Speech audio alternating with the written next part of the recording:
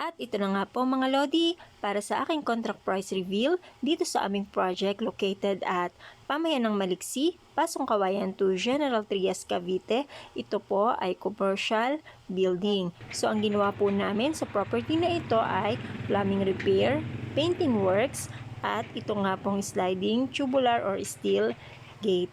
Ang pinaka-i-highlight ko na lamang po sa video na ito ay ang gate. At ito nga pong project na ito ay lump sum or labor and material contract. So kami po ang bumili ng lahat ng materyales na ginamit dito. Ito nga po ay may sukat na 2x3 meters na may 4 na panel per building dahil ito po ay dalawang building.